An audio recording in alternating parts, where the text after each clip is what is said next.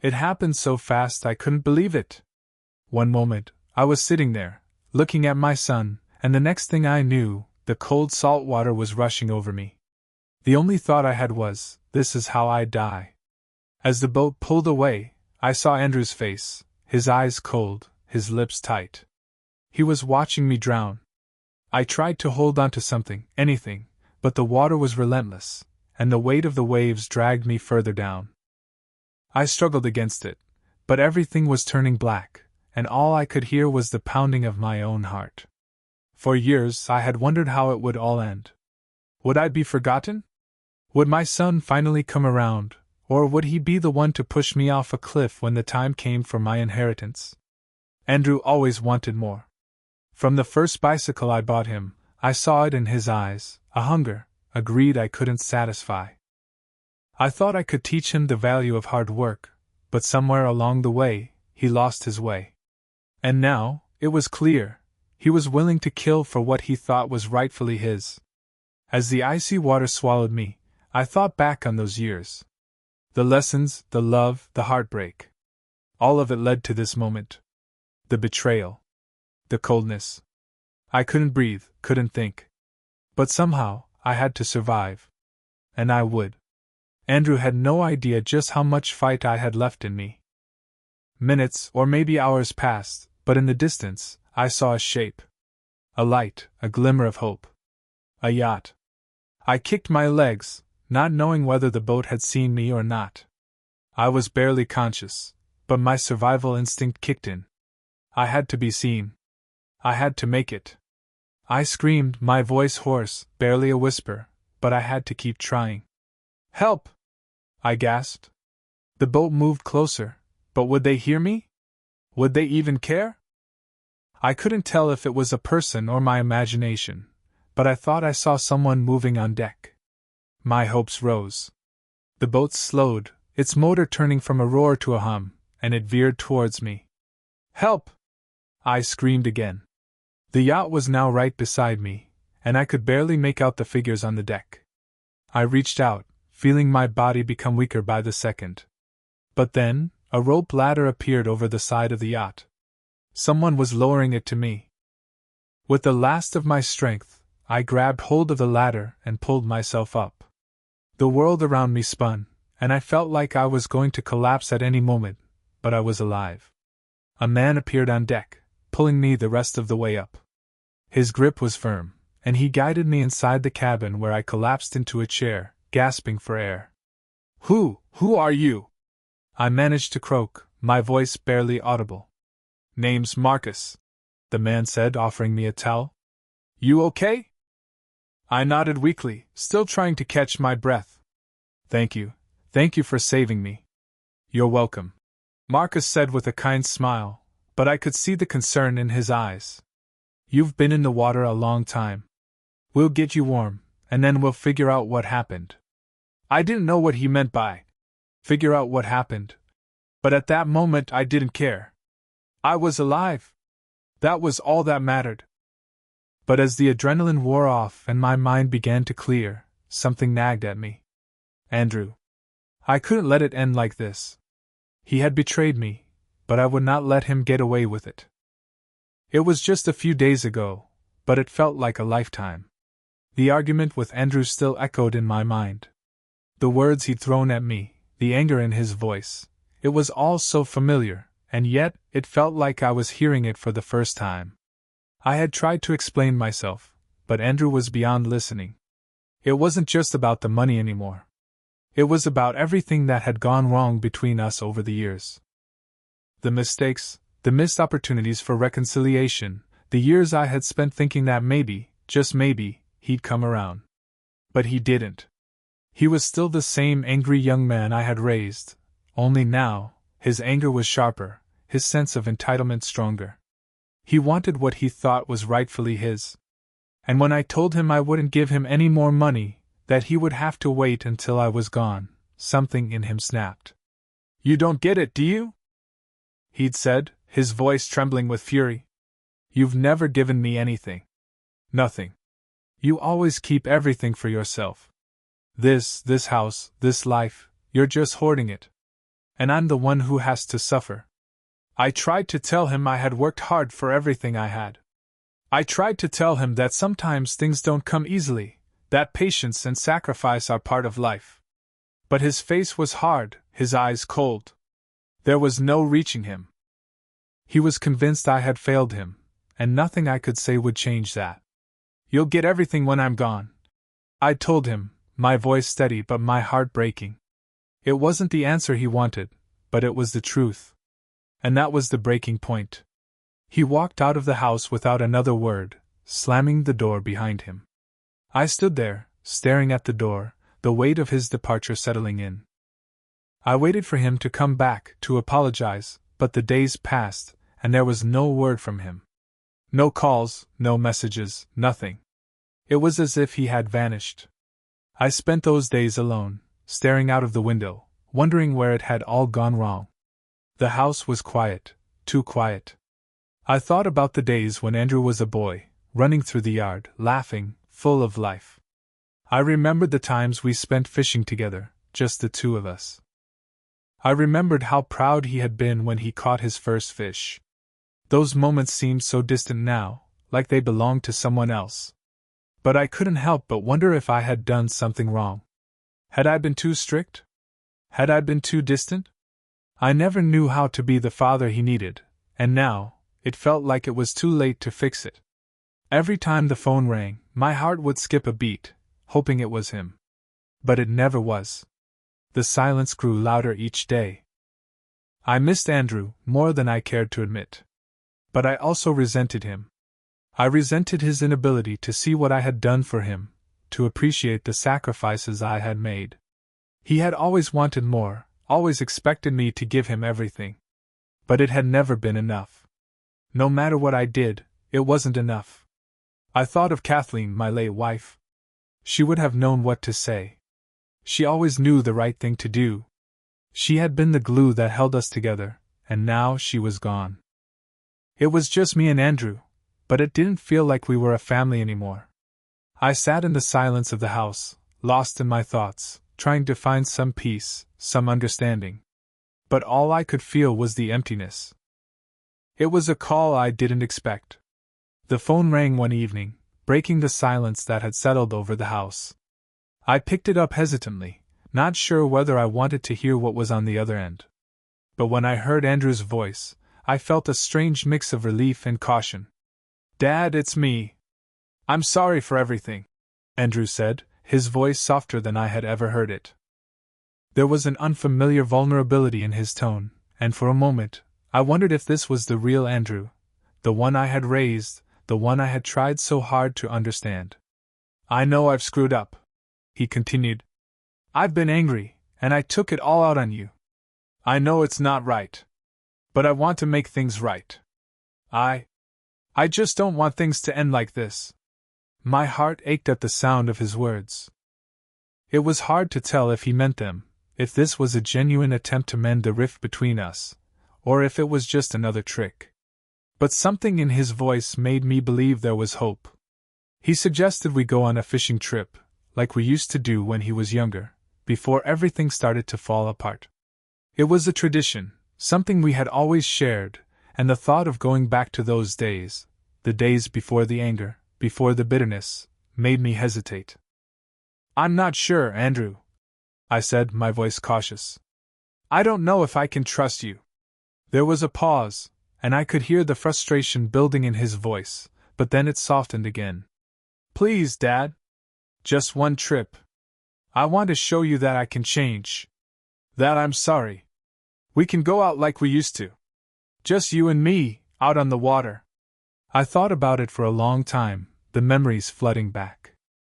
The sound of the water, the quiet mornings spent fishing together, the way Kathleen used to laugh as we tried to untangle our lines.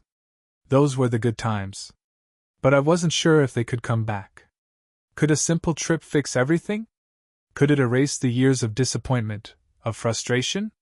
Could it erase the betrayal I felt after everything Andrew had done? In the end, I agreed. I said yes, but I was careful not to fully give in. There was a part of me still unsure, still afraid of what might happen once we were alone out there. Was this just another attempt at manipulation, or was Andrew truly trying to make amends? The days leading up to the trip were filled with doubt. I went to the store and bought new fishing gear, a new rod and tackle box, something to give me hope. But as I stood in the aisle, looking at all the shiny new equipment, I felt an uneasy weight in my chest. Was this just a distraction? A way to keep my mind busy while I avoided the truth? That I wasn't sure if I could trust my son again. I prepared everything the night before, checking and rechecking the gear, packing the cooler, making sure everything was ready for the next morning. I was doing what I always did, getting ready for the trip, but inside, I wasn't sure if I was ready for what it meant. What if this wasn't the beginning of a new chapter? What if it was just another false hope, another letdown? The next morning, as I sat quietly in my living room, I heard the sound of a car pulling into the driveway.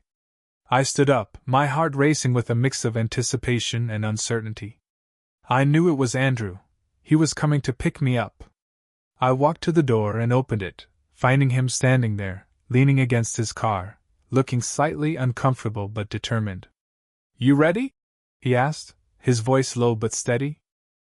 I hesitated for a moment, looking at him, trying to gauge if this was real, if this was truly the start of something better. I nodded slowly. "Yeah. I'm ready." The drive to the marina started off quietly, but soon Andrew's aggressive driving style made me uneasy. We were heading farther from the coast, further than I was comfortable with. The familiar roads we'd driven together before, heading to the places I knew, had slowly faded behind us. Andrew was pushing the car faster, his hands gripping the wheel tightly, his jaw set in concentration. I watched him, my mind racing, trying to make sense of the situation. There was something unsettling about it all, the way he was driving, the way his face was blank, his eyes focused only on the road ahead. "Andrew, slow down," I said, my voice tight with anxiety. "Where exactly are we going? This isn't the usual route." He glanced at me briefly before turning his eyes back to the road. "We're going somewhere better," he replied, his tone dismissive but confident. "Trust me, this is the right spot." I leaned back in the seat, my stomach churning. My heart was already pounding with discomfort, and I couldn't shake the feeling that something was off. We kept driving, the miles ticking by faster than I'd expected, and the closer we got to the marina, the more my worry grew. Andrew wasn't talking much, his focus solely on the road and the destination ahead. I watched him, noting the subtle changes in his behavior. Gone was the apologetic son I'd spoken to only days before. In his place was someone more controlled, colder, more distant. When we reached the marina, the place felt eerily quiet. It wasn't the bustling, friendly place I remembered. This one was deserted, tucked away far from the main docks. I felt a chill as we pulled into the parking lot, and Andrew immediately got out of the car and started walking toward the boat. I hesitated for a moment, then followed him, my heart thudding with unease. The boat was smaller than I'd expected, and the moment I stepped onto it, I felt a sense of foreboding that only deepened as we moved further out. The water was darker here, the waves rougher, and I couldn't help but feel the increasing distance between us and the shore. "Andrew, where are we going?" I asked again, my voice shaking slightly. I tried to keep it together, but the knot in my stomach was growing tighter with each passing minute. "Out to the open sea," he said, his voice flat, offering no explanation or reassurance. We drifted further from the coast, and I could feel the isolation creeping in, a sense of vulnerability I hadn't experienced in years. The water around us seemed to swallow us up as Andrew expertly guided the boat, his expression unchanging, his hands steady on the wheel. I glanced around, the sky darkening slightly, the waves beginning to grow in size. I could feel the weight of the silence between us. I looked back at the shore, now a distant line on the horizon. The sense of separation between us and the world I knew became all too real. And as we headed further into the vastness of the ocean, I couldn't shake the feeling that this wasn't just a fishing trip. It was something else. The cold water hit me like a shock. I hadn't even seen it coming. One moment, I was trying to adjust to the bobbing of the boat, the distant horizon stretching out before us, and the next, Andrew had shoved me overboard. The force of the push sent me sprawling, and I splashed into the icy ocean below. I gasped as the cold water hit my face, and panic surged through me. My heart raced, my body screaming for air. I tried to swim, but the shock from the fall made it hard to focus. I looked up, but Andrew's boat was already pulling away, the motor roaring as he disappeared into the distance. He'd done it. He'd betrayed me, left me here to die for the inheritance he thought was rightfully his. I tried to scream, but the cold water made it hard to do anything but gasp. My body felt numb as the waves tossed me around, but I kept fighting. I had to survive. The thought of Andrew, my own son, willing to kill me for money made my blood boil, but there was no time for anger now. I needed to live. I needed to make it. The vast ocean surrounded me. There was nothing.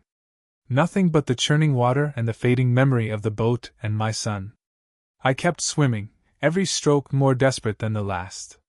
It felt like hours, but I couldn't give up. I couldn't let him win. I remembered Kathleen, her voice in my head, telling me to never give up, to always fight no matter what. I closed my eyes for a moment, the tears mixing with the salt water, and I held on to her memory, feeling her strength flow through me. My arms were weak, and my legs were starting to feel like lead. I couldn't keep going much longer, but I had no choice. I had to push on. I couldn't die here in this vast, empty sea. I refused to. Then, out of nowhere, I saw a shape in the distance. It was a yacht, its silhouette standing out against the gray sky. I screamed, my voice hoarse and barely audible, but I tried again. "Help!" I yelled, hoping they could hear me. The yacht didn't slow at first, but I kept calling, fighting to stay afloat, my vision starting to blur from exhaustion. Just when I thought they wouldn't see me, the yacht's engine slowed, and it started to turn back toward me. Hope flooded through me, and with it came a surge of energy I didn't know I had left. As the yacht approached, I clung to whatever strength remained in my body. I had no idea who was on board, but I didn't care. I needed to survive. The boat stopped beside me, and a figure leaned over the edge, lowering a rope ladder toward me. "Take it!" the person shouted, and I reached for the ladder, my hands shaking as I climbed up, barely able to hold on. They pulled me onto the deck, and I collapsed onto the hard surface, gasping for air, my body trembling. The man who had helped me stood above me, watching me with a look of concern. "You okay?" he asked, his voice rough but kind. I nodded weakly, still trying to catch my breath. Thank you for saving me." He nodded, but there was something in his eyes, a question, maybe suspicion. He didn't say anything more, just turned and walked away, leaving me to gather my thoughts. I sat there, shivering, looking back toward the vast ocean where Andrew had left me to die. I couldn't believe what he had done. My own son. But for now, I was alive. And somehow, I would make him pay for what he had done. I would survive this, no matter what. I could barely believe it when they finally pulled me aboard. The rope ladder felt like a lifeline, but it seemed like an eternity before my hands finally grasped the solid deck of the yacht. My body was numb, shivering violently from the cold water, and I could hardly keep my eyes open, but when I was finally hauled onto the deck, a wave of relief washed over me. I had survived. For now, at least. The crew immediately surrounded me, helping me up and wrapping me in blankets.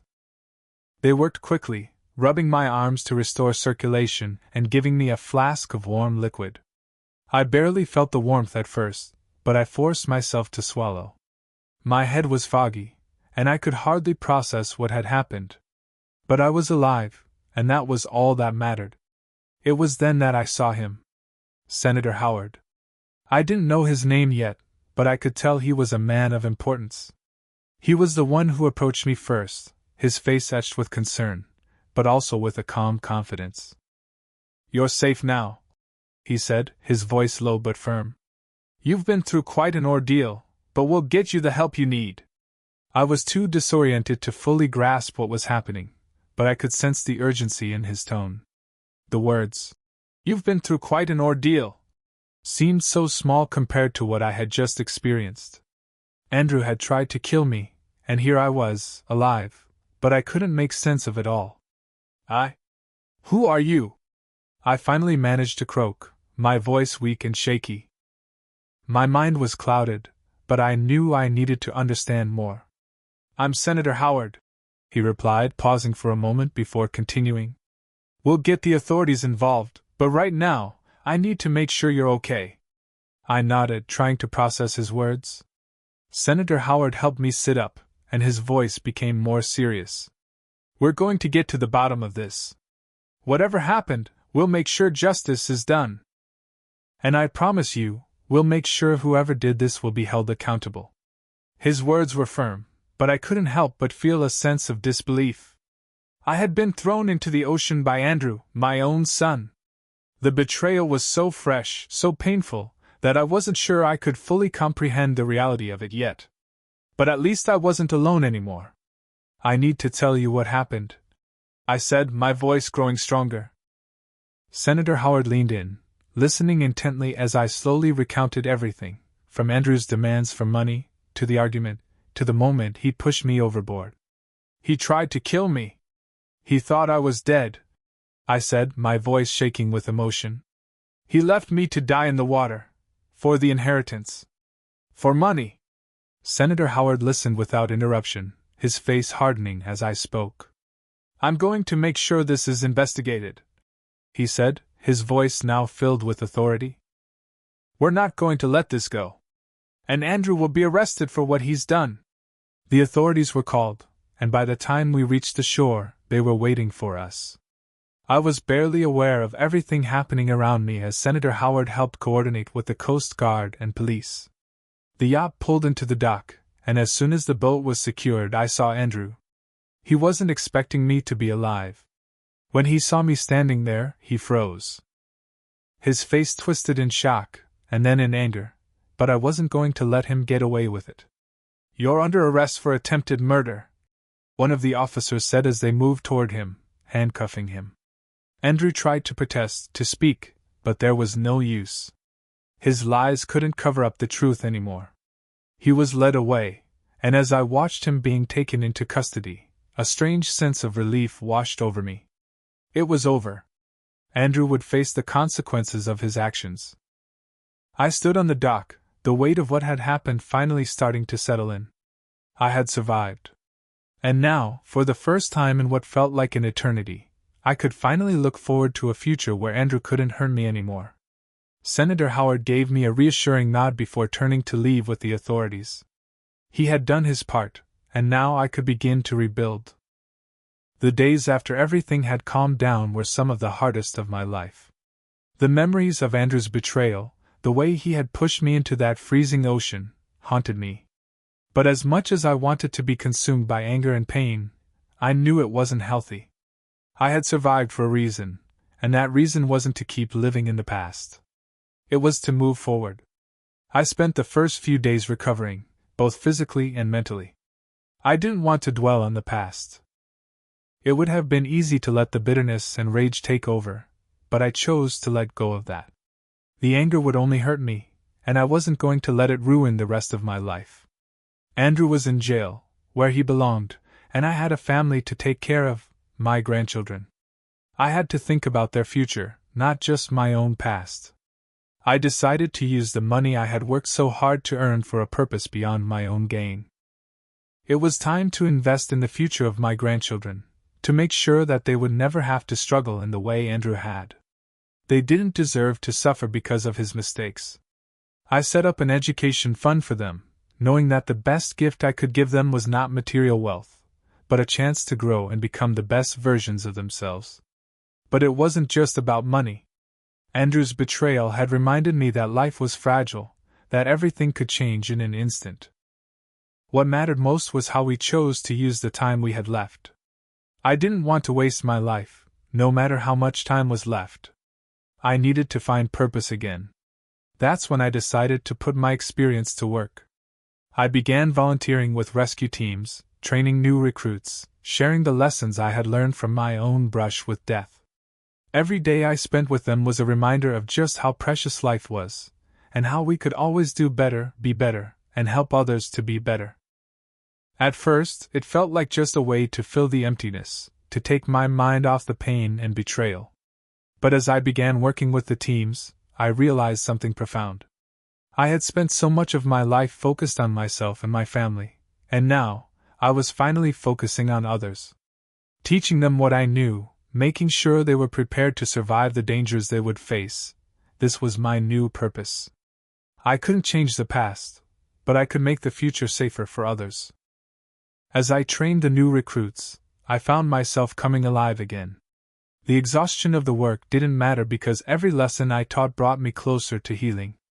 I realized I had been given a second chance, and I wasn't going to waste it. Andrew had taken something from me, but he couldn't take my ability to find joy and meaning in helping others. Each life I helped train felt like a small victory. I had gone from being a man abandoned in the ocean, left to die by his own son, to someone who could offer hope, guidance, and life-saving knowledge to others. It felt like I had reclaimed a piece of myself I thought I'd lost forever. And then, there were the small moments.